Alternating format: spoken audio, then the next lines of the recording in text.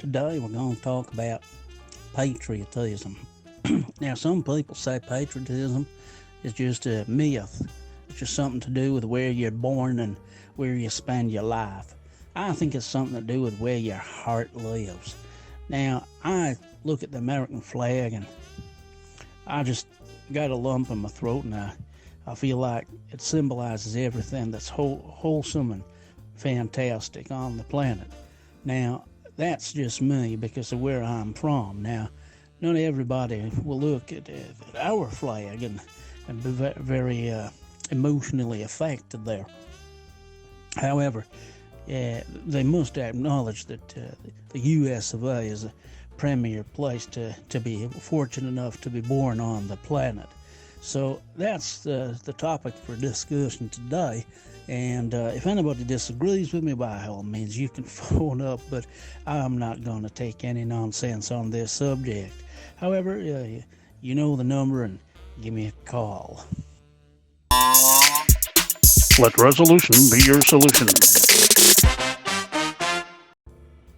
Okay, go ahead, caller. Oh, hello again, Mike. I was out in country having a walk around, and I was thinking about this topic of statues. They're under threat from people attacking them and dragging them down. And I was out with a little dog as usual, and I walked into town and I saw one or two statues, and I thought, do you know what? These need preserving and protecting. It's our heritage, and I got right irritated and proper angry. And I thought to myself that yes, I've got to stand my ground on these, and not that anybody were actually attacking them at the time, but I hear it goes on. Well, absolutely. It's been a big topic in the news of late, and especially in my own country, there's quite a big movement to protect the statues of some of the serious leaders from our past. So I do understand why you might be getting your righteous indignation from. Oh, righteous indignation, that's a good way of putting it. I was proper vexed in a way, walking around town, and I looked at some of these statues with names on them and what they sort of like hints of what they'd done and how successful they'd been hundreds of years ago. And although I'm a big fan of history and what have you, it seems to be yesterday's news in a lot of ways, because until recently, they were always there, but I never really noticed them. And I thought to myself, I've been listening to Piers Morgan and some other people on TV and radio.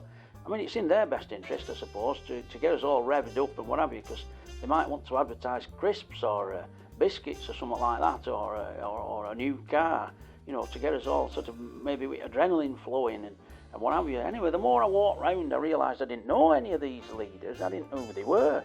And I thought, well, why am I getting so steamed up and angry about it? And not only that, my little dog, it was raining and he was getting wet and cold. I thought, do you know what I'm going to do? I'm going to go home and I'm going to sit in front of the fire and I'm going to calm down, have a pot of tea, and to be honest with you, patriotism, I still love my country, but I love my fellow man more. And, statues are all very well and good, but I think it's about living today and enjoying yourself and getting on with everybody to the best of your ability. So, totally calm down now, and in all honesty, as much as I don't want to see them attacked and what have you, neither do I want to fight in streets about it. Anyway, that's just me. Perhaps I'm wrong, I don't know. Well, we're all entitled to our opinions. Opinions, as I've said many, many times before, opinions are important. It's important that we've all got our own opinions, and it's important from my point of view that we share them on my show. If you think about it, I wouldn't have a show at all if it wasn't for you having all your diverse and sometimes foolhardy opinions to air to the nation. All right then, Mike, I gather you're talking about patriotism and equating it to where somebody's born or where somebody lives. In my opinion, this is a bit of a sort of a red herring, I remember watching the films of Paul Hogan, and he makes a really interesting point in one of his movies there about, arguing about who owns the land that we happen to be born on. It's a bit like two fleas arguing about who owns the dog they both live on. And I kind of feel the same way about nationalistic pride. It's kind of a bit of luck, really, as to where you're born. I mean, you can worship the flag or try to do something constructive with the fact that you're a citizen of the human race, So that's how I feel about it. There's a lot of illusion here, a lot of prejudicial talk. Competition's great, but it's ultimately self-defeat, and if you win, but everybody else on the planet has to lose, So give it some thought, Mike, and anyway, I wish you well with your broadcasting, and it's been a pleasure talking to you. Well, I've never heard so much unadulterated hogwash in all of my life. I mean, how you cannot be wedded to the land and the value system of the place where you're born. I mean, it just has absolutely no bearing on reality as far as I'm concerned. It's. I mean, you're entitled, as I said before, to your opinion, but I don't recognize it as whatever. You mean the guy's an absolute balloon? Go ahead now. You're live on the radio. That's William here. You're talking about patriotism. I'll tell you what made me laugh. I was away getting a fish supper, and I was reflecting on my evening. I'd only had a couple of drinks. I wasn't staggering about or anything like that. And I'm stood in the queue, and I'm thinking about the evening I've spent in the local hostelry. Having a few drinks, and that night there'd been on the TV, the television there, obviously invented by a Scotsman. There's the football. And it's England, the old enemy, supposedly the old enemy, playing Scotland, and I thought to myself, there's a couple of chaps stood by the bar, and they were wearing Scottish shirts.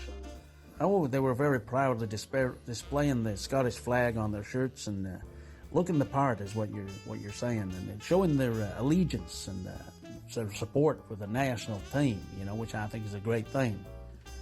Aye, they were showing the support for the national team, right enough, but in terms of wearing the shirt, well, it looked like the shirt was an XL, because both of them were quite large lads, Anyway, they're there cheering on, and one of them says to the other one, he says, you wouldn't be trying to sneak in a joke here like Jerry when he rings up. Oh, absolutely not. No, this actually did occur, and one of them says to the other one, we need to score a goal in the second half, and I thought, you've never run out on a pitch of a football, and certainly in the last 20 years, you'll not be scoring any goals for Scotland anytime soon.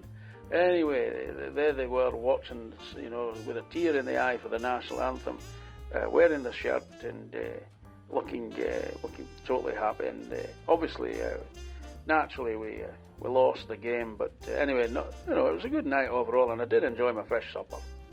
Well, that's a very interesting story. Thank you for ringing in, William. It's always a pleasure to hear from you. Now, our next caller is Jerry. Go ahead, Jerry. I understand you're discussing patriotism here, Mike, and I'd like to make a quick comment, if I may. You're always welcome to make a quick comment, but just be warned, if you start with a string of jokes, I will have to slam that fader down. I do understand what you're saying, Mike, and I promise you, I absolutely promise, hand on heart, I will not tell a joke. I promise you I won't. Well, that's good enough for me. Go ahead. My question is, my friend says that in his opinion, men are more patriotic than women, and he thinks it's down to the fact that men have got a prostate gland. Do you think that's likely? Do I think it's likely that men are more... Wait a moment, you done it again. You snook one past me. I was not quick enough on the fader to catch you there. I must say it's been a very challenging and quite heavy discussion we've had today. You've snuck in one of your jokes, and one of these times I'm going to catch you mid-joke, and honestly, I don't know whether we'll get more texts and emails wondering about the second half of your joke, or whether we'll get more texts and emails about the very serious topics we're discussing. Jerry, you got one past me again. Of course, I usually prefer comedy. If you like this channel, like and subscribe our page. Share it with your friends. If you understand the underlying message here, which is about entertainment and fun, keep smiling, then continue to stay with us. I look forward to interacting with you in the future.